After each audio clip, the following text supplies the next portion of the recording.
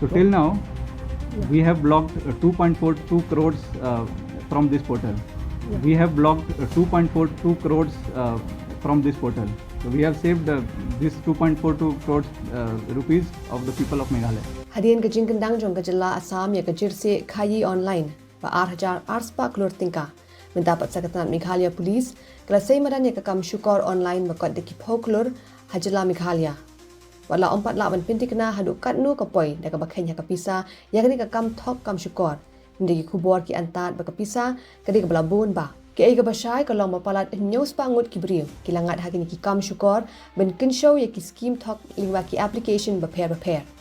Haduh mynta ke Tnad Pulit ke lalak benkang lani blok ya ke pisa ke bakot Haduh ar klur saupo ar lak tingka ben sei da ki riu shukor ini ke jyrsieh ke ke betrai kam lingba ke data mia lani DAAI app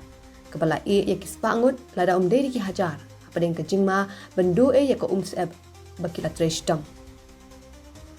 ya kani la pentip do superintendent of police sadar but cyber wing pankaj kumar rasgania balabatai benya bhaya ke jingkyndang sted ki kam thok kam shukor lingba ke kor internet ni cybercrime hapok ke Jylla khamtam ha ke jyrsieh kin show pisa online Urasgania ula banjur ya ke jingkyndang sted ke kam shukor online ha Meghalaya haba pentip baki jing pentip sya ke national cybercrime helpline 1930 kila Kiew Haduh prasha hakini ki ars number litnyo Uyat hu bahu 8,000 arpuar ke sel kalayo pediang 6,000 nrip kenai teli ki jing pentip basha shukor pisa barhau 8,000 arpsau kalayo Haduh prahajar saus pakat sau ki jing pentip ke jing ujor sya ke cybercrime.government.in kala Kiew bonsha ke balong na ke khandai teli hau 8,000 khat khandai sya Palat 6,000 mentau snem To send money directly to these bank accounts, and these bank accounts change on every transaction. So if such kind of things is happening, then you can be sure that these applications are fraud.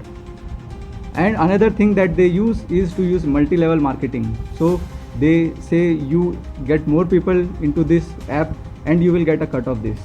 So these are classic examples and some hints that you can use to identify whether any application is fraud or not.